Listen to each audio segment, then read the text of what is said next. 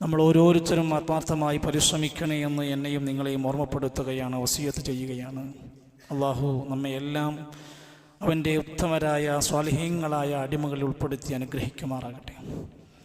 ഏതാനും ദിവസങ്ങൾക്ക് മുമ്പ് പത്രമാധ്യമങ്ങളിലൂടെ നാം മനസ്സിലാക്കിയതുപോലെ കുവൈറ്റിൽ ഒരു വലിയ തീപിടുത്തം സംഭവിച്ചു. ഇന്ത്യക്കാരടങ്ങുന്ന മലയാളികൾ ഉൾക്കൊള്ളുന്ന 50-ലേറെ ആളുകളുടെ മരണവാർത്തകൾ നമ്മൾ കേൾക്കുകയുണ്ടായി. ഓരോ പ്രദേശത്തു നിന്നും പോകുന്ന പ്രവാസികൾ അവരുടെ കുടുംബത്തിൻ്റെ സ്വപ്നങ്ങളേറിയാണ് അവർ പുറപ്പെടുന്നത്. തൻ്റെ സ്വന്തം മാതാപിതാക്കളെ, കുടുംബങ്ങളെ, ഇഷ്ടങ്ങളെ, ആഗ്രഹങ്ങളെ മാറ്റിവെച്ചുകൊണ്ട് മറ്റുള്ളവർക്ക് വേണ്ടി ഒരുങ്ങിത്തീരുന്ന നമ്മുടെ സഹോദരങ്ങളായ എല്ലാ പ്രവാസികൾക്കും അല്ലാഹു തആല ആശ്വാസം പ്രദാനം ചെയ്യുമാറാകട്ടെ. എല്ലാവിധ അപകടങ്ങളിൽ നിന്നും നമ്മളെല്ലാം അല്ലാഹു കാത്തു രക്ഷിക്കുമാറാകട്ടെ.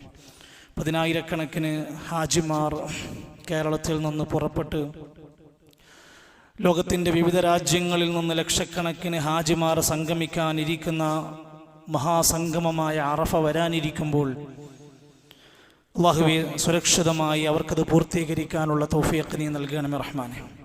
സഹോദരങ്ങളെ, വളരെ ശ്രദ്ധയോടെ പ്രാധാന്യപൂർവ്വം നമ്മൾ അറിയേണ്ടുന്ന, മനസ്സിലാക്കേണ്ടുന്ന ഒരു കാര്യമാണ് ഹജ്ജും അനുബന്ധമായ കാര്യങ്ങളും. ഒരുപക്ഷെ നമുക്ക് ഈ വർഷം പോകാൻ സാധിച്ചില്ല എന്നതോ, അല്ലെങ്കിൽ ഈ ജീവിത കാലഘട്ടത്തിനിടയ്ക്ക് എനിക്കതിന് പറ്റിയിട്ടില്ല എന്നതോ നിരാശരാവേണ്ടവരല്ല നമ്മൾ.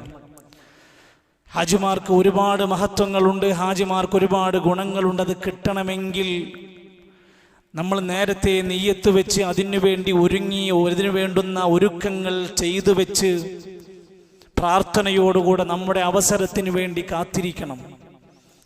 ഒരു ഹാജിക്ക് അല്ലാഹുവിൻ്റെ റസൂൽ സല്ലല്ലാഹു അലൈഹി വസല്ലം പറയുന്നുണ്ട്, യുഗ്ഫറു ലിൽ ഹാജ്, ഒരു ഹാജിക്ക് അല്ലാഹു പുറത്തു കൊടുക്കും.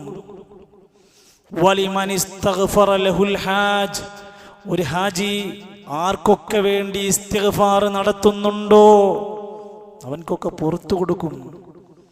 നമ്മുടെ പ്രിയങ്കരായ സുഹൃത്തുക്കൾ, കുടുംബാംഗങ്ങൾ അവിടെ എത്തിയിട്ടുണ്ടെങ്കിൽ അതും നമുക്കൊരനുകൂലമായ ഘടകമാണ്. അവരുടെ പ്രാർത്ഥനയും അവരുടെ ഇസ്തിഗ്ഫാറിൻ്റെയും ഗുണങ്ങൾ ആസ്വദിക്കാൻ അവർക്കും ചാൻസ് ഉണ്ടാകുമെന്നാണ് ഹദീസ്. അൽ ഹജ്ജാജു വൽ ഉമ്മാർ, അൽ ഹജ്ജാജു വൽ ഉമ്മാർ, ഹജ്ജിന് പുറപ്പെട്ടവരും ഉംറക്ക് പുറപ്പെട്ടവരും ആരാന്നറിയുമോ? വഫ്ദുല്ലാഹ്, അവരല്ലാഹുവിൻ്റെ സംഘമാണ്, അവരല്ലാഹുവിൻ്റെ സംഘമാണ്. ഇൻദഊഹും മജാബഹും, അവർ അല്ലാഹുവിനോട് പ്രാർത്ഥിച്ചാൽ അല്ലാഹ് അവർക്ക് ഉത്തരം കൊടുക്കും. വഇനിസ്തഗ്ഫറു, അവർ അല്ലാഹുവിനോട് പശ്ചാത്തപിച്ച് ഇസ്തിഗ്ഫാർ നടത്തിയാൽ ഗഫറ ലഹും, അല്ലാഹ് അവർക്ക് പുറത്തു കൊടുക്കുന്നതാണ്. സഹോദരങ്ങളെ, ആ ഒരു സംഘത്തിൽ എന്നെങ്കിലും ഒന്ന് പെടാൻ, ആ ഒരു സംഗമത്തിൽ എപ്പോഴെങ്കിലും ഒന്ന് എത്തിപ്പെടാൻ നമ്മൾ എത്രമാത്രം കൊതിക്കാറുണ്ട്. നിന്റെ ജീവിതത്തിലെ സ്വപ്നങ്ങൾ എന്താ? വീട് പണിയണം. നിന്റെ ജീവിതത്തിന്റെ മോഹങ്ങൾ എന്താ? കാറ് മേടിക്കണം. നിന്റെ ജീവിതത്തിലെ അഭിലാഷങ്ങൾ എന്താ? വലിയ വലിയ ബിസിനസ് സാമ്രാജ്യങ്ങൾ വേണം. നമ്മുടെ ജീവിതത്തിന്റെ സ്വപ്നമായി, മോഹമായി, അഭിലാഷമായി ഹജ്ജ് മാറാൻ തുടങ്ങണം. അപ്പൊ നമ്മൾ അതിനു വേണ്ടി ഒരുങ്ങാൻ തുടങ്ങും.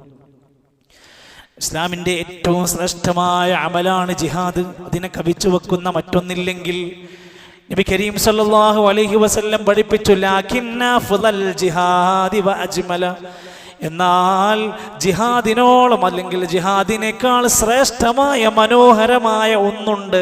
ഹജ്ജും മബ്റൂറുൻ, പുണ്യകരമായ ഒരു ഹജ്ജാണ്. അത്ര മഹത്വത്തോടെയാണ് ഇസ്ലാം അതിനെ കാണുന്നത്. സഹോദരങ്ങളെ, ഈ സന്ദർഭത്തിൽ വളരെ ചുരുക്കി ഹജ്ജുമായി ബന്ധപ്പെട്ട ചില സന്ദേശങ്ങൾ നമ്മളൊന്ന് പഠിക്കണം. ഒന്ന്, നബി സല്ലല്ലാഹു അലൈഹി വസല്ലമ അതിൻ്റെ കർമ്മങ്ങളെ പഠിപ്പിച്ച പോലെ എല്ലാ കർമ്മങ്ങളും നമ്മൾ പാലിക്കാൻ ശ്രമിക്കണം. നമ്മുടെ നിസ്കാരം നബി പഠിപ്പിച്ച പോലത്തെ നിസ്കാരമാകണം. നമ്മുടെ നോമ്പ് നബി പഠിപ്പിച്ച പോലത്തെ നോമ്പാകണം. നമ്മുടെ ദിക്റുകളും സ്വലാത്തുകളും നമ്മുടെ നമ്മുടെ ഇബാദത്തുകളെല്ലാം അല്ലാഹുവിൻ്റെ റസൂൽ കരീം സല്ലല്ലാഹു അലൈഹി വസല്ലം മാതൃകയായി പഠിപ്പിച്ചു തന്നതുപോലെ നമുക്ക് പകർത്താൻ കഴിയണം. ഹജ്ജ് പഠിപ്പിച്ചപ്പോൾ മഹാനായ ഇബ്രാഹിം നബി അലൈഹിസ്സലാത്തു വസ്സലാം അവിടെ വെച്ച് ഹജ്ജിൻ്റെ കാര്യങ്ങളെക്കുറിച്ചുള്ള കൽപ്പന വന്നപ്പോൾ അള്ളാഹിനോട് പ്രാർത്ഥിച്ചു, അല്ലാഹുവേ ഹജ്ജിൻ്റെ മനാസിക്കുകൾ എങ്ങനെയാണെങ്കിൽ അതൊന്ന് കാണിച്ചു തരണം അല്ലാഹ്. മുൻപ് മാതൃകല്ല, അതുകൊണ്ട് അതെങ്ങനെയാ ചെയ്യേണ്ടതെന്ന് പഠിപ്പിച്ചു തരണം. വാരിനാ മനാസികനാ വതുബ് അലൈനാ. ഇബ്രാഹിം നബിക്ക് അവിടുന്ന് പ്രാർത്ഥനയോടെ അവിടുന്ന് ഇബ്രാഹിം നബി മോഹിക്കുകയാണ്, റബ്ബേ ഞങ്ങൾക്ക് ഹജ്ജിൻ്റെ മനാസിക്കുകൾ കർമ്മങ്ങൾ കാണിച്ചു തരണം, ഞങ്ങളുടെ പശ്ചാത്താപം സ്വീകരിക്കണം. ഈ പ്രാർത്ഥനയ്ക്ക് മറുപടിയാണ് ഇമാം ബഗവി റഹ്മത്തുള്ളാഹി തഫ്സീറിൽ പറയാണ്, ഫഅജാബല്ലാഹു ദുആഹുമാ. ഇബ്രാഹിം നബിൻ്റെയും ഇസ്മായിൽ നബിൻ്റെയും പ്രാർത്ഥനയ്ക്ക് അല്ലാഹു ഉത്തരം ചെയ്തു. ഫബഅസ ജിബ്രീൽ, അങ്ങോട്ടേക്ക് ജിബ്രീലിനെ പറഞ്ഞയച്ചു. ഫറാഹുമൽ മനാസിക, ഹജ്ജിന്റെ കർമ്മങ്ങൾ എങ്ങനെയാകണമെന്ന് അവിടെ വെച്ച് പഠിപ്പിച്ചു കൊടുത്തു. അപ്പൊ ഇസ്ലാമിലെ ഇബാദത്ത് എവിടുന്നാണ്? നബി കരീം സല്ലല്ലാഹു അലൈഹി വസല്ലം അല്ലെങ്കിൽ അവിടുത്തെ മുൻകാല പ്രവാചകന്മാരിലൂടെ ഇസ്ലാമിൻ്റെ വഹിയിലൂടെ ലഭിച്ച മാതൃകയിലാണ് അള്ളാഹുവിനുള്ള എല്ലാ ഇബാദത്തുകളും. അങ്ങനെ നബി കരീം സല്ലല്ലാഹു അലൈഹി വസല്ലം ഹജ്ജിന് പുറപ്പെടുകയാണ്. എന്തിന്? ജനങ്ങളെ അത് ശരിക്ക് പഠിപ്പിക്കണം. വരും കാലഘട്ടങ്ങളിലെ മുഴുവൻ മനുഷ്യർക്കും മാതൃകയാകണം. പ്രവാചകന്റെ ഒരേ ഒരു ഹജ്ജ് അവിടുന്ന് ഹിജറ വർഷം 10ാമത്തെ കൊല്ലത്തിലാണ്. ആ ഹജ്ജിന്റെ പേര് തന്നെ കാണാം, ഹജ്ജത്തുൽ ഇസ്ലാം. ഇസ്ലാമിലെ ഹജ്ജ്, ഇസ്ലാമിലെ ഹജ്ജ് എന്ന പേര് അതിന് വന്നിട്ടുണ്ട്. ഹജ്ജത്തുൽ ബലാഗ്, സന്ദേശം എത്തിച്ചു കൊടുക്കുന്ന ഹജ്ജ്. ഹജ്ജിൻ്റെതായ മെസ്സേജുകളും ഹജ്ജിൻ്റെതായ കാര്യങ്ങളൊക്കെ എത്തിച്ചു കൊടുക്കുന്ന, അതേപോലെ തന്നെ ലോകത്തുള്ള ആളുകൾക്ക് ഇസ്ലാമിൻ്റെ സന്ദേശം എത്തിക്കണമെന്ന് പ്രഖ്യാപിച്ച ഹജ്ജത്തുൽ ബലാഗ്. ഹജ്ജത്തുൽ വിദാ, നബി വിടവാങ്ങിയ ഹജ്ജ് എന്ന പേരിൽ അവസാനത്തെ ഹജ്ജ് എന്നൊക്കെ സൂചിപ്പിച്ചുകൊണ്ട് അതിൻ്റെ പേരുകൾ കാണാൻ സാധിക്കും. അങ്ങനെ ഞാൻ ഹജ്ജിന് പുറപ്പെടുകയാണെന്നുള്ള ഒരുക്കത്തിൻ്റെ കാര്യം അറിഞ്ഞപ്പോൾ ലോകത്തിൻ്റെ വിവിധ ദിക്കുകളിലുള്ള അന്നത്തെ സ്വഹാബിമാര് അവരും ഒരുങ്ങി പുറപ്പെടാൻ തീരുമാനിച്ചു. 1.25 ലക്ഷത്തോളം വരുന്ന അനുയായികൾ പ്രവാചകന്റെ കൂടെ ഹജ്ജ് കണ്ട് പഠിക്കാൻ നിയ്യത്ത് വെക്കുകയാണ്. അവർക്ക് മോഹം വന്നു. അവരൊട്ടകപ്പുറത്ത്, കുതിരപ്പുറത്ത് നടന്ന് പല വഴികളിലായി ഹജ്ജിന് ഒരുങ്ങി പുറപ്പെടാൻ തീരുമാനിച്ചു. ദുൽഖഅദ മാസത്തിൻ്റെ അവസാന ഘട്ടങ്ങളിലാണ് അവർ പുറപ്പെടുന്നത്. ചരിത്രം വായിക്കുമ്പോൾ കാണാൻ സാധിക്കും, പ്രവാചകന്റെ അന്ന് ജീവിച്ചിരിപ്പുള്ള എല്ലാ ഭാര്യമാരും ഹജ്ജിന് പുറപ്പെട്ടു. സ്വഹാബത്തിന്റെ പല ഭാര്യമാരും കൂടെ പുറപ്പെട്ടു. എത്രത്തോളം എന്ന് വെച്ചാൽ അബൂബക്കർ സിദ്ദീഖ് റളിയല്ലാഹു അൻഹുവിന്റെ ഭാര്യ അസ്മാ ബിൻത് ഉമൈസ് റളിയല്ലാഹു അൻഹാ, അവര് പൂർണ്ണ ഗർഭിണിയായിരുന്നു. മുസ്ദലിഫയിലെത്തിയപ്പോഴാണ് അവർ പ്രസവിക്കുന്നത്.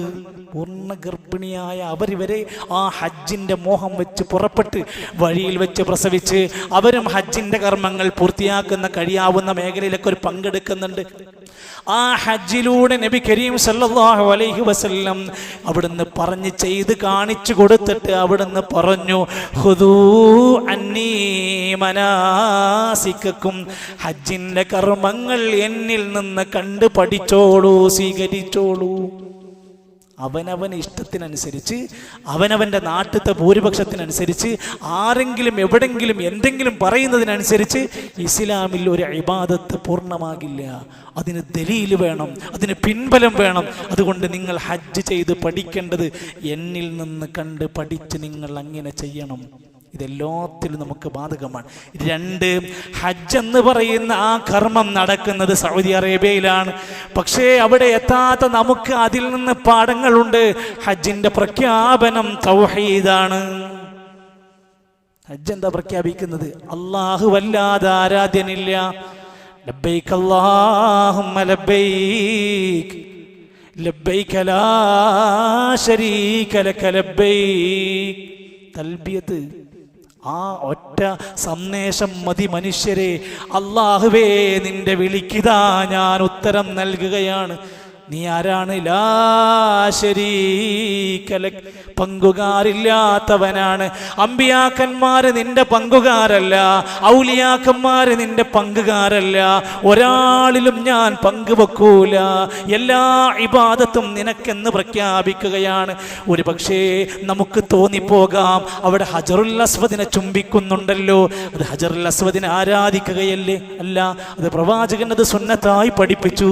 നമ്മൾ അതുപോലെ അതിനെ പിൻപറ്റുന്നു. മുത്താൻ കഴിയാത്തവർ പോയി തൊടുന്നു, നബി പഠിപ്പിച്ചു, നമ്മളത് ചെയ്യുന്നു. തൊടാൻ കഴിയാത്തവർ കൈകൊണ്ട് ആക്ഷൻ കാണിക്കുന്നു, പ്രവാചകൻ പഠിപ്പിച്ചു, നമ്മളത് ചെയ്യുന്നു. കല്ലിനെ ആരാധിക്കലല്ല. ആളുകൾ ചൂണ്ടിക്കാണിക്കുകയാണ്, കല്ലുകൊണ്ട് പണിതുയർത്ത കഅബാലയത്തിന് തവാഫ് ചെയ്യുന്നില്ലേ? അപ്പൊ മുസ്ലിമീങ്ങളെ, നിങ്ങൾ കല്ലിനെ ആരാധിക്കുകയല്ലേ? അല്ല, കഅബാലയം പണിതുയർത്തിയത് അള്ളാന്റെ കൽപ്പന പ്രകാരമാണ്. ഒരിക്കലും ആ കഅബയോട് പ്രാർത്ഥിക്കുന്നില്ല, ആ കഅബക്ക് ഒരു ഇബാദത്തും കൊടുക്കുന്നില്ല. അവിടെയുള്ള ഉടനീളമുള്ള എല്ലാ കാര്യങ്ങളും അള്ളാഹുവിന് വേണ്ടിയാണ്.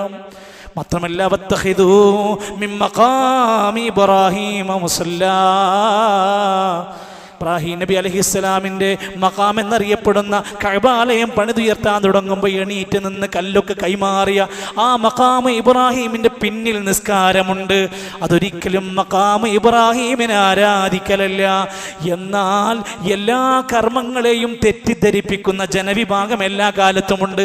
അങ്ങനെയാണ് തീജാനി ത്വരീഖത്തുകാർ ഈ അടുത്ത കാലത്ത് പൊട്ടിമുളച്ച് സമൂഹത്തിൽ പ്രചരിപ്പിക്കുകയാണ്. ഹജ്ജിന് പോകുന്ന ഹാജി അവിടെയുള്ള ജാറത്തിനെയാണ് തവാഫ് ചെയ്യുന്നത്. എന്റെ കാരണം, കഅബാലയം ഇബ്രാഹിം നബി അലൈഹിസ്സലാമിന്റെ കുടുംബത്തിനെ മറവ് ചെയ്ത ജാറമാണ്. അതുകൊണ്ട് നമ്മൾ അവിടെ തവാഫ് ചെയ്യുന്നത് ദർഗയാണ്. ഇത് പറയുന്നത് ആരാന്നറിയുമോ? യുക്തിവാദികളല്ല, സമൂഹത്തിൽ അറിയപ്പെടുന്ന മതപണ്ഡിതന്മാരുടെ ലേബലുള്ളവരാണ് പറഞ്ഞുകൊണ്ടിരിക്കുന്നത്. മഖാം ഇബ്രാഹിമിന്റെ പിന്നിൽ നമസ്കരിക്കാൻ പറഞ്ഞിട്ടുണ്ട്. അതിന്റെ അടിസ്ഥാനത്തിൽ എല്ലാ മഖാമുകളെയും എല്ലാ ദർഗകളെയും നമുക്ക് പൂജിക്കാമെന്ന് പറഞ്ഞുകൊണ്ട് അള്ളാനെ മാത്രം ആരാധിക്കും ുള്ളെന്ന് പ്രഖ്യാപിക്കുന്ന ഹജ്ജിനെ പോലും അല്ലാഹുവല്ലാത്തവരെ ആരാധിക്കാൻ തെളിവുണ്ടാക്കി കൊണ്ട് നടക്കുന്ന പിഴച്ച വാല്ലത്തിന്റെ കക്ഷികൾ നമ്മുടെ മുമ്പിലുണ്ട് എന്നത് ഹജ്ജ് നമുക്ക് നൽകുന്ന പാഠമാണ്. ഇബ്രാഹിം നബി അലൈഹിസ്സലാത്തു വസ്സലാം, ഇസ്മായിൽ നബി അലൈഹിസ്സലാത്തു വസ്സലാം കഅബാലയത്തിന്റെ പണി ഉതിർത്തിട്ടുണ്ട്. അവിടുന്ന് വേണ്ടുന്ന കാര്യങ്ങളൊക്കെ നമുക്ക് കൃത്യമായി കൊണ്ട് ഇസ്ലാം അത് പൂർണ്ണമാക്കി പഠിപ്പിച്ചു തന്നു. ആ തവാഫ് ചെയ്തുകൊണ്ടിരിക്കുന്ന വേളയിൽ റുക്നുൽ യമാനി എന്ന അതിൻ്റെ മൂലയിൽ നിന്ന് ഹജറുൽ അസ്വദ് വരെയുള്ള ഭാഗത്തേക്ക് ഒരു വിശ്വാസി തവാഫ് ചെയ്തുകൊണ്ടിരിക്കുമ്പോൾ പ്രാർത്ഥിക്കുന്നത് റബ്ബനാ ആതിനാ ഫിദ്ദുനിയാ ഹസന വഫിൽ ആഖിറതി ഹസനതൻ വഖിനാ അദാബന്നാർ. ഈ പ്രാർത്ഥന ഇതിലെല്ലാ നന്മയും പെട്ടു. ദുനിയാവിന്റെ എല്ലാ ഹസനത്തും ചോദിക്കുകയാണ്, ആഖിറത്തിന്റെ എല്ലാ ഹസനത്തും ചോദിക്കുകയാണ്. റബ്ബനാ, ഞങ്ങളുടെ റബ്ബേ എന്ന് വിളിച്ചാണ് കഅബാലയത്തിന്റെ വശങ്ങളിലൂടെ തവാഫ് ചെയ്യുന്നവൻ പ്രാർത്ഥിക്കുന്നത്. കഅബയോട് പോലും പ്രാർത്ഥിക്കുന്നില്ല, ഖലീലുല്ലാഹി ഇബ്രാഹിം നബിയോട് പ്രാർത്ഥിക്കുന്നില്ല. എന്ന് മാത്രമല്ല, ഹജ്ജിന് പോകുന്നവരും തവാഫ് ചെയ്യുന്നവരുമായ ആളുകൾക്കിടയിൽ ഖുർആൻ പറയാണ്, ചിലരുണ്ട് അവരിങ്ങനെ പ്രാർത്ഥിക്കും റബ്ബനാ ആതിനാ ഫിദ്ദുനിയാ ഹസന. അവര് ദുനിയാവ് മാത്രം പ്രാർത്ഥിക്കുന്നവരാണ്. വീടും കുടുംബവും ജോലിയും പൈസയും ഇങ്ങനെ കുറേ ദുനിയാവിന് വേണ്ടി ചോദിക്കുന്നവരുണ്ട്. അവർക്ക് പരലോകത്തൊന്നും കൊടുക്കണ്ടാവില്ല.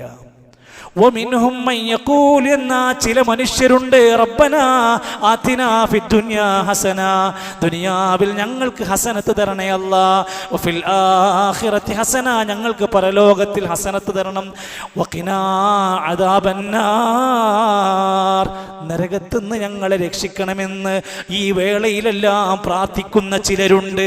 അവരാരാണ്? ഉലൈക ലഹും നസീബും മിമ്മാ കസബൂ, അവർ സമ്പാദിച്ചതിന്റെ ഓഹരി അവർക്ക് നന്നായി പരലോകത്ത് കിട്ടും. വല്ലാഹു സരീഉൽ ഹിസാബ്, അല്ലാഹ് വേഗത്തിൽ വിചാരണ ചെയ്യാൻ കഴിവുള്ളവനാണ്. ഈ സന്ദേശത്തെ നമ്മൾ കൃത്യമായി മനസ്സിലാക്കി കഴിഞ്ഞാൽ ഒരിക്കലും തന്നെ യാതൊരു നിലക്കുമുള്ള തെറ്റായ വഴികളിലേക്ക് പോവാതെ തന്നെ പടച്ച റബ്ബിലേക്ക് പൂർണ്ണമായ മനസ്സോടെ പ്രാർത്ഥനയോടുകൂടെ പോകാൻ നമുക്ക് ഓരോരുത്തർക്കും സാധ്യമാകും. മൂന്നാമത്തെ കാര്യം, അവിടെ നടക്കുന്ന ഏതേത് കർമ്മങ്ങളാവട്ടെ, ആ കർമ്മങ്ങളുടെ പ്രതിഫലം അറിഞ്ഞിരുന്നുവെങ്കിൽ നമ്മളൊക്കെ എത്രയോ വർഷങ്ങൾക്ക് മുമ്പ് ഹജ്ജിന് പോകുമായിരുന്നു. നമുക്ക് കൊതിക്കുമായിരുന്നു, നമ്മൾ ആഗ്രഹിക്കുമായിരുന്നു. എന്താ ഇതിൻ്റെ കൂലി എന്ന് പറഞ്ഞാൽ, അവിടുന്ന് ഒരൊറ്റ ഹദീസിൽ കാണാൻ സാധിക്കും, വീട്ടിൽ നിന്ന് പുറത്തിറങ്ങിയത് മുതൽ അവൻ്റെ പ്രതിഫലത്തിൻ്റെ കണക്ക്. അവിടെ എത്തുക എന്നുള്ളത്, അതിന് മുമ്പേ പ്രതിഫലം ആരംഭിക്കുക. ആ ഹദീസിൽ പറഞ്ഞ വാക്ക് ഇങ്ങനെയാണ്, നീ നിന്റെ വീട്ടിൽ നിന്ന് ഹജ്ജ് ഉദ്ദേശിച്ച് അങ്ങോട്ട് പുറപ്പെട്ടാൽ മസ്ജിദുൽ ഹറമിനെ മോഹിച്ചുകൊണ്ട് കൊതിച്ചുകൊണ്ട് ലക്ഷ്യമാക്കിയിട്ട് ഇല്ലാ കതബല്ലാഹു ലക ബിഹി ഹസന, ഒരു സ്റ്റെപ്പ് അങ്ങോട്ട് വെച്ചാൽ നിന്റെ ഒരു നന്മ അവിടെ രേഖപ്പെടുത്തപ്പെടുകയാണ്.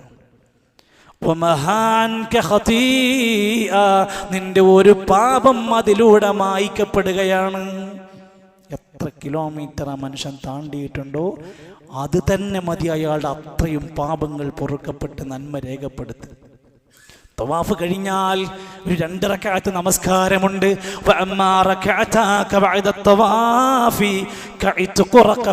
ഒരു അടിമയെ മോചിപ്പിച്ച കൂലിയാണ്.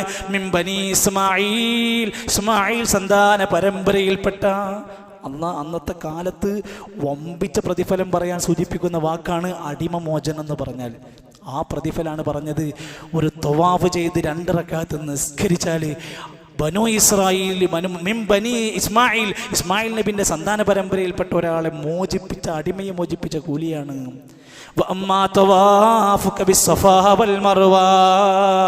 സഫാ മർവയുടേതായ സഅയികൾ പൂർത്തീകരിച്ചാൽ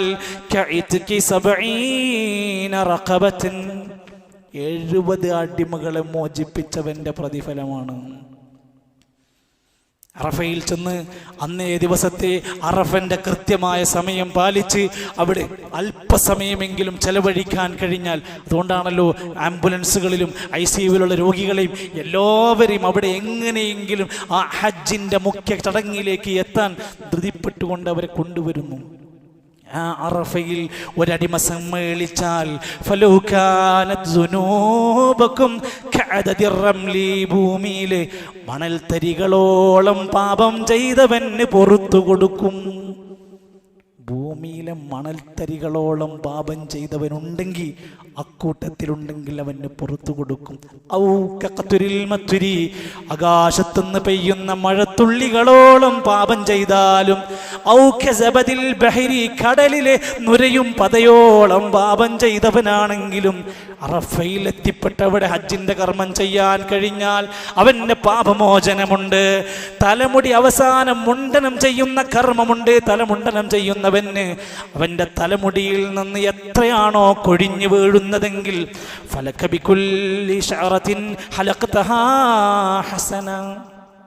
എത്ര മുടിയുണ്ടോ അത്രയും നന്മ രേഖപ്പെടുത്തും.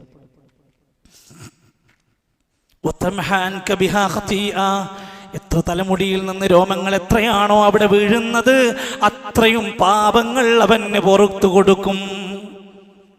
അതുകൊണ്ടാണ് നമ്മൾ മനസ്സിലാക്കിയത് ഹജ്ജ് കഴിഞ്ഞ് വരുന്നവനെ കുറിച്ച് പറയുന്നത് അവൻ ജനിച്ചു വീണ കുഞ്ഞിനെ പോലെ എന്ന് പറയാൻ കാരണം ഇത്രയും പുണ്യങ്ങൾ അവനിൽ ഒരുമിച്ച് സമ്മേളിക്കുകയാണ്. 4ാമത്തെ കാര്യം, ഹജ്ജിൻ്റെ ഓരോ സുപ്രധാന കർമ്മങ്ങൾ നടക്കുമ്പോൾ ആ സ്ഥലത്തിനൊരു സവിശേഷത ഉള്ളത് കൊണ്ടാണ്. മിനയിലാണ് ഹജ്ജിന്റെ തുടക്കം കുറിക്കുന്നത്. അവിടെ പോയ ആളുകളൊക്കെ ഉണ്ടല്ലോ. ദുൽഹിജ്ജ 8 യൗമു തർവിയയുടെ ദിവസത്തിൽ മിനയിലാണ് അതിൻ്റെ ആദ്യ കർമ്മം ആരംഭിക്കുന്നത്. നമ്മുടെ ഹാജിമാരൊക്കെ അങ്ങോട്ടേക്ക് പോയി കൊണ്ടിരിക്കുകയാണ്. മക്കയിൽ നിന്ന് 6 കിലോമീറ്ററാണ് മിനയിലേക്കുള്ള ദൂരം. നടന്നുകൊണ്ടായിരിക്കും അധികം ആളുകളും പോകുന്നുണ്ടാവുക. അവിടെ പോകുന്ന വഴിയിൽ തന്നെ നമുക്ക് കാണാൻ സാധിക്കും വാദി മുഹസ്സർ എന്ന് പറയുന്നൊരു പ്രദേശമുണ്ട്.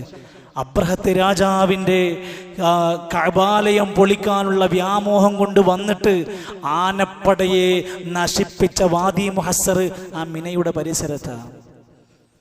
ഒരു ചെറിയ പ്രദേശമാണ്, 17 ചതുരശ്ര കിലോമീറ്ററാണ് അതിൻ്റെ വിസ്തീർണമുള്ളത്.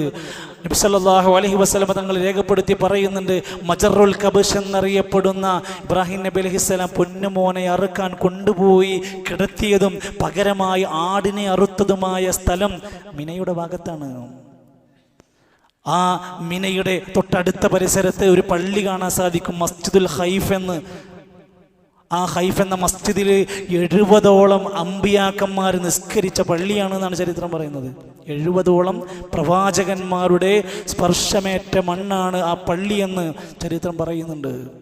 അതുകൊണ്ട് ആ സ്ഥലത്തിന് ഒരു പ്രത്യേകതയുണ്ടെന്നാണ് പറയുന്നത്. മുസ്ദലിഫ ഒരുപാട് സവിശേഷതകൾ നിറഞ്ഞ മഷ്അറുൽ ഹറാം നിൽക്കുന്ന ആ പ്രദേശത്തൊന്ന് ആലോചിച്ച് നോക്കൂ നിങ്ങൾ. ഹാജിമാർ അന്ന് രാത്രി അവിടെ താമസിക്കുമ്പോൾ സമ്പന്നനായ നാട്ടിലത്തെ മുതലാളി അന്ന് മാനം നോക്കി കിടക്കുകയാണ് മുസ്ദലിഫയിൽ. നാട്ടിൽ അറിയപ്പെടുന്ന ഭരണാധികാരികൾ അന്ന് മുസ്ദലിഫയിൽ ആകാശം നോക്കി കിടക്കുക. ചെറിയൊരു കൂരക്ക് താഴെ അവരിങ്ങനെ ഇടുങ്ങിപ്പിടിച്ച മുസ്ദലിഫയുടെ വിവിധങ്ങളായ കേന്ദ്രങ്ങളിൽ അവർ വിശ്രമിക്കുകയാണ് രാത്രി. ഒന്നറിയണം, ആ മനുഷ്യർ അള്ളാഹുവാണ് വലിയവനെന്നും നീ അള്ളാഹിൻ്റെ മുമ്പിൽ താഴ്മ കാണിക്കാനുള്ളവനാണെന്ന് എല്ലാവരെയും ബോധ്യപ്പെടുത്തുന്നതാണ് ആ രാത്രി. അറഫയിൽ സംഗമിക്കുന്ന ജനകോടികൾ, ലക്ഷക്കണക്കിന് ഹാജിമാര് അറഫയിൽ സമ്മേളിക്കുമ്പോൾ ഒന്ന് പഠിക്കണം നമ്മൾ. നാളെ മഹ്ശറിൽ ഇതുപോലെ കോടിക്കണക്കിന് മനുഷ്യർ നിരന്ന് നിൽക്കുന്നൊരു മഹ്ശറാമുറ്റം വരാനുണ്ടെന്നതിൻ്റെ സൂചനയാണ് അറഫ. ഒരേ ലക്ഷ്യമായി, ഒരേ വസ്ത്രവുമായി, ഒരേ സ്ഥലത്ത് സംഗമിക്കുന്ന അറഫ സംഗമവും അറഫ ദിനവുമൊക്കെ മനുഷ്യരിത് ഒരുപാട് പാഠം പഠിപ്പിക്കുകയാണ്. ഖൈറു ദുആഇ യൗമ അറഫ, ഏറ്റവും ശ്രേഷ്ഠമായ പ്രാർത്ഥന അറഫ ദിനത്തിലെ പ്രാർത്ഥനയാണ്. നമുക്കൊക്കെ അതിന് സാധിക്കണം. പോകാൻ കഴിഞ്ഞില്ലെന്ന് നമ്മുടെ സങ്കടമാണ്. പക്ഷെ അന്നേ ദിവസം പ്രാർത്ഥിക്കാൻ നമുക്ക് ആയുസ്സുള്ളവരാണെങ്കിൽ അന്ന് നമ്മൾ പ്രാർത്ഥന കൊണ്ട് അതിനെ ഒരുങ്ങണം. നരകമോചനം ഏറ്റവും കൂടുതൽ ആളുകളെ നരകത്തുനിന്ന് മോചിപ്പിക്കുന്ന ദിനമാണ് അറഫാ ദിനം. ഹദീസിൽ കാണാൻ നബി കരീം സല്ലല്ലാഹു അലൈഹി വസല്ലം പറയാണ്, ഞാനും എൻ്റെ മുൻകടന്ന പ്രവാചകന്മാരുമൊക്കെ പറഞ്ഞ ആ പ്രാർത്ഥനയാണ് അന്നേ ദിവസം നിങ്ങളും പ്രാർത്ഥിക്കേണ്ടത്. ലാ ഇലാഹ ഇല്ലല്ലാഹു വഹ്ദഹു ലാ ശരീക ല ലഹുൽ മുൽക്കു വലഹുൽ ഹംദ് വഹുവ അലാ കുല്ലി ഷൈഇൻ ഖദീർ. അത് കൂടുതലായി ആവർത്തിക്കുക. അതോടൊപ്പം തന്നെ ഹജ്ജുമായി ബന്ധപ്പെട്ട് അവർക്ക് ബലി വരുന്നുണ്ട്. നമ്മൾ നാട്ടിൽ ഉദ്ഹിയ്യത്ത് ഇറക്കുന്ന പോലെ അവർ ഹജ്ജിൻ്റെ ഒരു ബലികർമ്മം അവിടെ നടത്തേണ്ടതുണ്ട്. നബി സല്ലല്ലാഹു അലൈഹി വസല്ലം ഹജ്ജിന് പോയി. അങ്ങനെ പോകുമ്പോൾ എല്ലാവർക്കും അറവ് മൃഗങ്ങൾ പലർക്കും ഉണ്ടാവില്ല. അവർ പറയുന്നുണ്ട് 100 മൃഗങ്ങളെ കൊണ്ടുപോയിരുന്നു, ഒട്ടകങ്ങളെ. 63 എണ്ണത്തെ നബി കരീം സല്ലല്ലാഹു അലൈഹി വസല്ലം സ്വന്തം കൈകൊണ്ട് അറുത്ത് ബാക്കി എല്ലാവരും കൂടി അതിനെ വിതരണം ചെയ്ത് ആവശ്യമുള്ളത് പാചകം ചെയ്തു. 37 എണ്ണത്തിനെ അറുക്കാൻ അലി ഇബ്നു അബീ ത്വാലിബ് റളിയല്ലാഹു അൻഹുവിനെ ചുമതലപ്പെടുത്തി അതങ്ങനെ അതിൻ്റെതായ ആളുകൾക്ക് ഓഹരി വീതിച്ചു കൊടുത്തു. എന്നിട്ട് ആ മൃഗങ്ങളെ കൊണ്ടുപോകുമ്പോൾ പറയാണ്, ആളുകൾ 1.25 ലക്ഷത്തോളം ഹാജിമാർ പോവുകയാണ്. മരുഭൂമിയിലൂടെയുള്ള യാത്രയാണ്. പോകുന്ന സമയത്ത് ഈ മൃഗങ്ങളെ കൊണ്ടുപോകുമ്പോൾ സൗകര്യമുള്ളിടത്ത് അതിൻ്റെ കയറുകൾ ലൂസാക്കി കൊടുക്കും, സ്വസ്ഥമായിട്ട് പോവട്ടെ എന്ന് വിചാരിച്ച്. ജനങ്ങളെ കൊണ്ട് പ്രയാസപ്പെടുമെന്ന്, മൃഗങ്ങൾക്ക് പ്രയാസം ഉണ്ടാകുമെന്ന് തോന്നിയാൽ കയറൊന്ന് ടൈറ്റാക്കി പിടിക്കും. അത് ആ മൃഗങ്ങളോട് പോലും അന്ന് ആദരവോടെയായിരുന്നു അവർ പെരുമാറിയത് എന്ന്. എന്നിട്ട് അള്ളാഹിന്റെ ഖുർആൻ പറഞ്ഞു, അള്ളാഹുവിന് ചില ചിഹ്നങ്ങളുണ്ട്. അറബ് മൃഗങ്ങൾ അള്ളാഹിന്റെ ചില അടയാളങ്ങളാണ്, ചിഹ്നങ്ങളാണ്.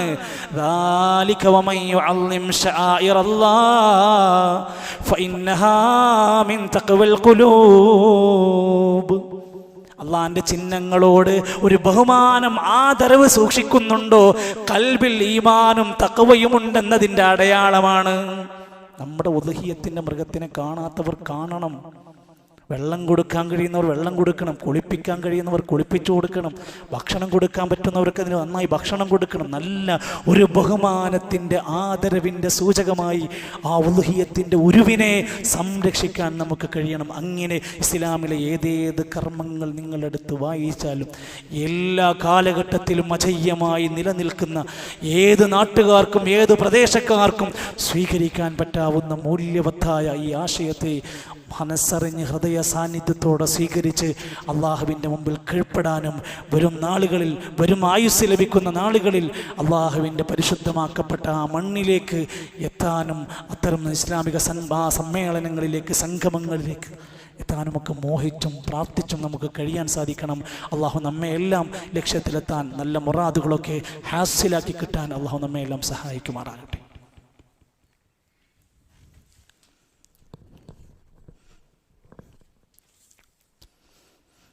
അൽഹംദുലില്ലാഹി റബ്ബിൽ ആലമീൻ വൽ ആഖിബത്തു ലിൽ മുത്തഖീൻ വലാ ഉദ്വാന ഇല്ലാ അലൽ ളാലിമീൻ വസ്സലാത്തു വസ്സലാമു അലാ റസൂലിഹിൽ അമീൻ വഅലാ ആലിഹി വസഹ്ബിഹി അജ്മഈൻ.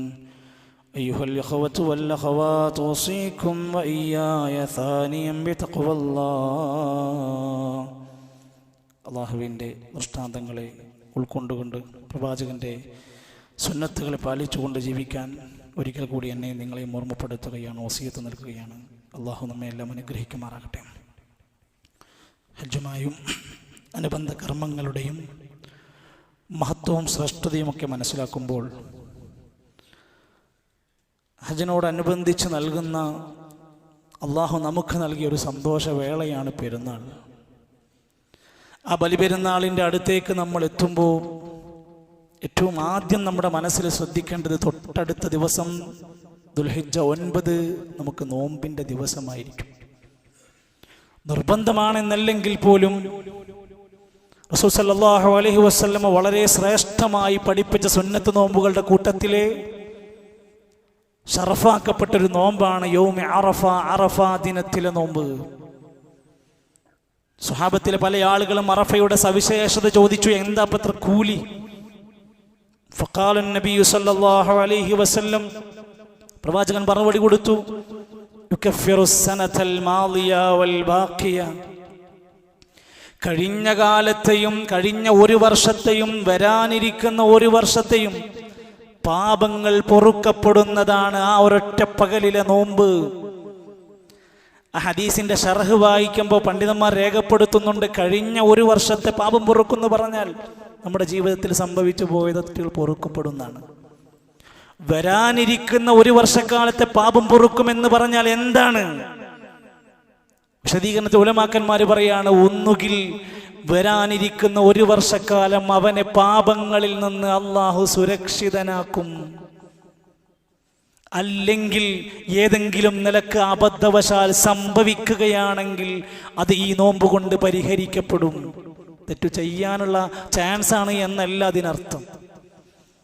റസൂൽ സല്ലല്ലാഹു അലൈഹി വസല്ലം പറഞ്ഞു, ഇനി അറഫയാകണമെന്നില്ല, ഏതെങ്കിലും ഒരു ദിവസത്തിൽ നമ്മളൊരു നോമ്പ് നോറ്റാൽ, മാ മിൻ അബ്ദിൻ യസൂമു യൗമൻ ഫീ സബീലില്ലാഹ്, അല്ലാഹുവിന്റെ മാർഗത്തിൽ ഏതെങ്കിലും ഒരു ദിവസം നമ്മളൊന്ന് നോമ്പ് നോറ്റാൽ, ഇല്ലാ ബഅദല്ലാഹു ബിദാലിക്കൽ യൗമ അൻ വജ്ഹിന്നാർ 70 ഖരീഫാ, ഒരു ദിവസത്തെ അവന്റെ നോമ്പ് കൊണ്ട് 70 വർഷക്കാലം നരകത്തിൽ നിന്ന് അകറ്റപ്പെടും. അത്രയും വിദൂരതയിലേക്ക്, നരകവുമായി അവനെ വിദൂരതയിലേക്ക് മാറ്റപ്പെടും. ഈ അവസരം നമുക്ക് ലഭിക്കുകയാണ്. എപ്പോഴാണ് നമ്മളത് നോൽക്കേണ്ടത്? സുഹൃത്തുക്കളെ, നമുക്കൊരിക്കലും അറഫ നടക്കുന്ന സ്ഥലത്തുള്ള സമയത്തെയോ ദിവസത്തെയോ മാനിച്ചുകൊണ്ടത് പൂർത്തിയാക്കാൻ കഴിയുമോ? അവിടെ സൗദി അറേബ്യയിൽ അറഫ നടക്കുന്ന സമയത്ത് എത്രയോ രാജ്യങ്ങളിൽ രാത്രിയാണ്. അവർക്ക് നോമ്പ് നോൽക്കാൻ കഴിയുമോ? അവിടെ അവരുടെ അറഫ അവസാനിക്കുമ്പോൾ നമ്മുടെ ഇവിടെ പലപ്പോഴും നമ്മൾ പകലിൻ്റെ പല സമയങ്ങളിലായിരിക്കും 2.5 മണിക്കൂറിൻ്റെ വ്യത്യാസമുണ്ടാകും. അതുകൊണ്ട് തന്നെ ഇസ്ലാം പ്രായോഗികമായിട്ടേ എന്നും പറഞ്ഞിട്ടുള്ളൂ. അതാത് പ്രദേശങ്ങളിലെ ദുൽഹിജ്ജ 9 എന്നാണോ അവർക്ക് അതാണ് അറഫാ ദിനം. ആ ദിവസത്തിനെയാണ് അവർ പരിഗണിക്കേണ്ടത്. അതുകൊണ്ട് നമ്മളും ആ നിലക്ക് യാതൊരു വസവാസികളുടെ ആവശ്യമില്ല. ഈ അടുത്ത കാലഘട്ടങ്ങളിലായി ചില യുക്തിബോധത്തോടെ ബുദ്ധിബോധത്തോടെ എന്തൊക്കെയോ ചില പുതിയ ആശയങ്ങൾ കൊണ്ടുവരാൻ ആഗ്രഹിക്കുന്നവർ അവർ പരസ്പരം ഒരു പ്രഖ്യാപനം പ്രഖ്യാപിക്കുകയാണ്. അറഫ എന്നാൽ അവരോടുള്ള ഐക്യദാർഢ്യമല്ലേ, അവർ നിൽക്കുമ്പോഴല്ലേ നമ്മൾ നോമ്പ് നോൽക്കേണ്ടത്. ഇസ്ലാം പഠിപ്പിക്കാത്ത, പ്രമാണം പറയാത്ത, ഒരിക്കലും പ്രായോഗികമാക്കാൻ കഴിയാത്ത ഒരു ഇസ്ലാമിക നിയമം എങ്ങനെയാ ഉണ്ടാകുന്നത്? ഇല്ല സുഹൃത്തുക്കളെ, സംശയിക്കേണ്ട. അതാത് പ്രദേശങ്ങളിലെ ദുൽഹിജ്ജ 9 മാനിച്ചുകൊണ്ട് തന്നെ ഓരോരുത്തരും അതിനെ പരിഗണിക്കേണ്ടതുണ്ട്. അവിടുത്തെ സൗദിയിലെ നമസ്കാരക്രമം നമുക്കിവിടെ ബാധകമാക്കാൻ കഴിയാത്തതുപോലെ തന്നെ ആ കാര്യം അതോടൊപ്പം നമ്മൾ മനസ്സിലാക്കുക. മാത്രമല്ല അറഫാ ദിനത്തിന്റെ പ്രഭാതം മുതൽ തക്ബീർ നമ്മൾ അങ്ങ് നന്നായി അധികരിപ്പിച്ച് ചൊല്ലാൻ തുടങ്ങണം. അത് ബലിപെരുന്നാളിന്റെ ഒരു മുന്നൊരുക്കത്തിന്റെ ഭാഗം കൂടെയാണ്. ദുൽഹിജ്ജ 10-ാം തീയതി തിങ്കളാഴ്ച നമ്മൾ ഇൻഷാ അല്ലാഹ് ബലിപെരുന്നാളിന്റെ ദിനമാണല്ലോ, നേരത്തെ അറിയാൻ കഴിയുന്ന ഒരു ദിവസം കൂടെയാണ്. ഇൻഷാ അല്ലാഹ് നമ്മുടെ പള്ളിയിൽ രാവിലെ 7 മണിക്കാണ് നമസ്കാരം. സുബ്ഹ് ബാങ്ക് 4:40 45 നടക്കാൻ ഒരുപാട് സമയമുണ്ട്. വൈകി വരാതിരിക്കാൻ, നേരത്തെ എത്താൻ. പള്ളിയിലാണ്, മഴക്കാലമായതുകൊണ്ട് ഒരു ഈദ്ഗാഹ് പ്രായോഗികമല്ല. അതുകൊണ്ട് തന്നെ പള്ളിയിലേക്ക് വരുന്നവർ 2 റക്അത്ത് തഹിയ്യത്ത് നമസ്കരിച്ച്, ഏത് സമയത്ത് പള്ളിയിൽ വന്നാലും തഹിയ്യത്ത് നമസ്കരിക്കാതെ ഇരിക്കാൻ പാടില്ലല്ലോ. അങ്ങനെ നമസ്കരിച്ച് ഇരുന്ന് തക്ബീറുകൾ ചൊല്ലിയിട്ട് പെരുന്നാൾ നമസ്കാരത്തിലും ഖുത്ബയിലും പങ്കെടുക്കേണ്ടതുണ്ട്. വരുന്ന ആളുകൾ സാധാരണ പെരുന്നാളിൻ്റെ മര്യാദയിൽ നിന്ന് ഒരു കാര്യമൊന്ന് ശ്രദ്ധിച്ചാൽ മതി. ചെറിയ പെരുന്നാളിന് നമ്മൾ പുറപ്പെട്ടപ്പോൾ എന്തെങ്കിലുമൊക്കെ ലഘുഭക്ഷണം കഴിച്ചാണ് പുറപ്പെടേണ്ടതെങ്കിൽ ബലിപെരുന്നാളിന് പ്രഭാത ഭക്ഷണമൊന്നും, കാര്യമായ ഭക്ഷണമൊന്നും കഴിക്കാതെ നേരത്തെ പുറപ്പെടുകയും നമസ്കാരം കഴിഞ്ഞാണ് ഭക്ഷണം കഴിക്കലും സുന്നത്തുള്ളത്. കുളിച്ച് വൃത്തിയായി നല്ല വസ്ത്രം ധരിച്ച് സുഗന്ധം പൂശി തക്ബീറുകളൊക്കെ ചൊല്ലിക്കൊണ്ട് ഈ പള്ളിയിലേക്ക്, നമസ്കാര സ്ഥലത്തേക്ക് നമ്മൾ നേരത്തെ പുറപ്പെടാൻ വേണ്ടി ശ്രദ്ധിക്കുക. വരാൻ കഴിയാൻ പ്രയാസങ്ങൾ അനുഭവിക്കുന്നവരുണ്ടെങ്കിൽ അവരെയൊക്കെ അതിലേക്കൊന്ന് ചേർത്ത് സഹായിച്ചുകൊണ്ട് നമ്മുടെ വാഹനത്തിലൊക്കെ സൗകര്യം ഏർപ്പെടുത്തി എല്ലാവർക്കും ഈ സന്തോഷത്തിൽ പങ്കെടുക്കാൻ അവസരങ്ങൾ കൂടെ ഉണ്ടാക്കാൻ നമ്മൾ ശ്രദ്ധിക്കുക. അല്ലാഹു സുബ്ഹാനഹു വ തആല നമ്മുടെ ജീവിതത്തിലെ സന്തോഷ നിമിഷങ്ങളെ അല്ലാഹുവിനെ ഓർത്തും സ്മരിച്ചും നന്ദി കാണിച്ചുമൊക്കെ ശരിയായ രൂപത്തിൽ ആഘോഷങ്ങളിലേക്ക് എത്തിപ്പെടാൻ പടച്ച റബ്ബ് നമ്മെ സഹായിക്കുമാറാകട്ടെ. സഹോദരങ്ങളെ, അതിൻ്റെ ഒരു ഭാഗം എന്ന നിലക്ക് ഒരുപാട് പ്രദേശങ്ങൾ, അല്ലെങ്കിൽ നമ്മുടെയൊക്കെ പ്രദേശങ്ങളിൽ തന്നെ പാവപ്പെട്ട ഒരുപാട് വീടുകളുണ്ട്. ചെറിയ പെരുന്നാളിൻ്റെ സമയത്തും റമദാനിലും നമ്മൾ ഒരുപാട് പാവപ്പെട്ട മനുഷ്യർക്ക് സഹായം നൽകുന്നവരാ.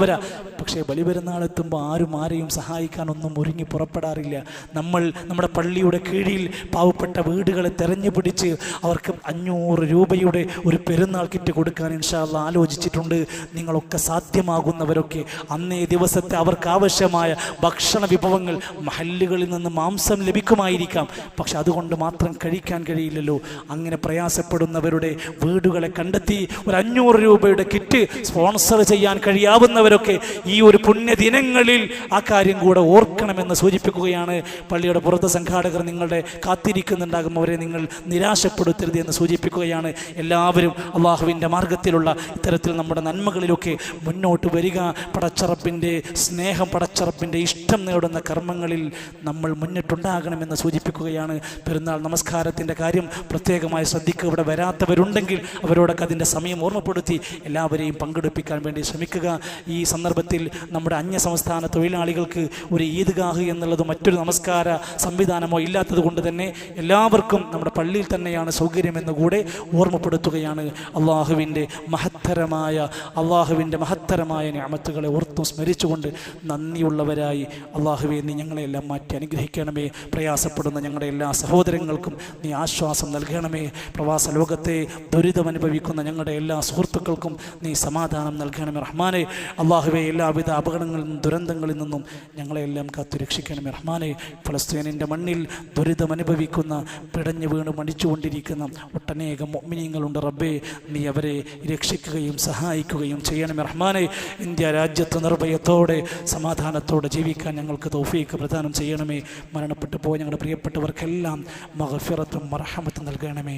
ദുആ കൊണ്ട് വസിയത്ത് പറഞ്ഞ എല്ലാ സഹോദരങ്ങൾക്കും അവരുടെ എല്ലാ നല്ല മുറാദുകളും ഹാസിലാക്കി കൊടുക്കണമേ റഹ്മാനെ. അല്ലാഹുമ്മ ഗ്ഫിർ ലിൽ മുഅ്മിനീന വൽ മുഅ്മിനാത്ത് والمسلمين والمسلمات الأحياء منهم والأموات. اللهم أجرنا من النار، اللهم أجرنا من النار، اللهم أجرنا من النار.